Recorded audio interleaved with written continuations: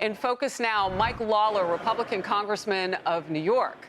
All right, so did you think it would come down to this? And is one vote that big of a deal? Do you think you can get it? Well, Harris, it's a new year, but some of my colleagues are hell-bent on doing the same thing.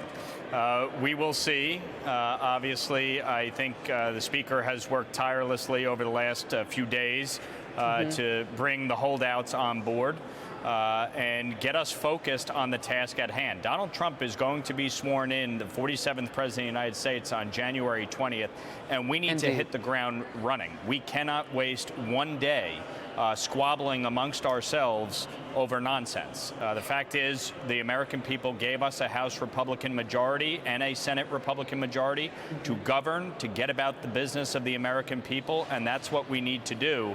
And every minute wasted stops us from doing that. You know, it's interesting. I was speaking of one person, Congressman Massey, that we know of, but the way you're talking, there could be more than one, and that those undecideds could actually be that, not just people who haven't expressed what they'll do. Look, there's a handful of folks outside of Thomas Massey who have been meeting with the Speaker throughout the last few days. I think they've made great progress, and I'm hopeful that we'll be able to get this done on round one. I mean, there's really no reason to prevent Speaker Johnson from being elected Speaker. The fact is, we have unified government come January 20th. We have to address the economy, the border, energy, the international crises that Joe Biden has created. There's so much work to do, but we can't do any of it without electing a speaker, including, by the way, certifying Donald Trump's election on Monday, January 6th. So, you know, any time wasted here really stops us from doing what we need to do.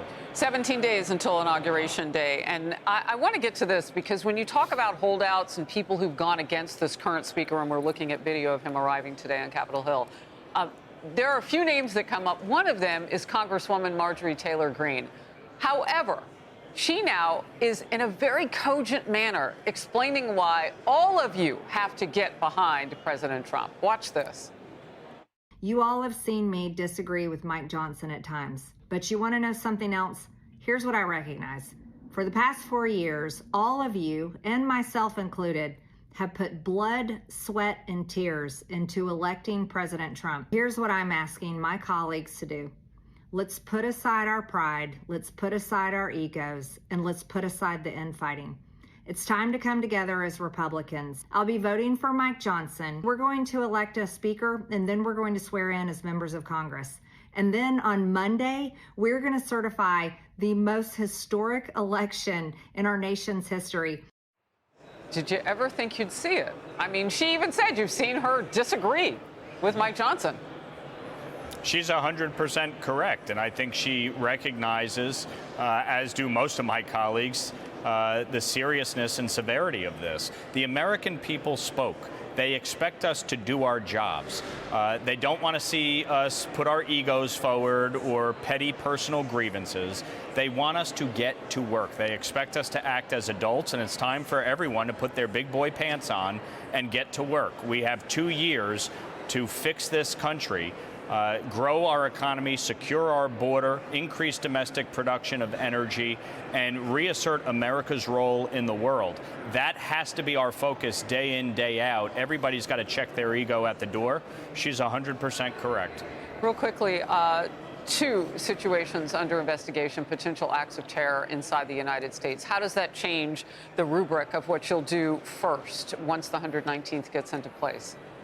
Well, obviously, the safety and security of our country is paramount, and it's why the Senate must swiftly confirm President Trump's nominees to the national security apparatus, including the Homeland Security Department, and why we need to move quickly to secure our border, to make sure that the FBI, the DOJ, Homeland Security are focused on counterterrorism measures, and why we must reassert America's role in the world.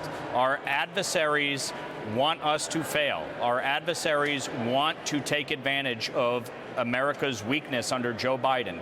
It's time to put it to an end. It's time to reassert America's role in the world.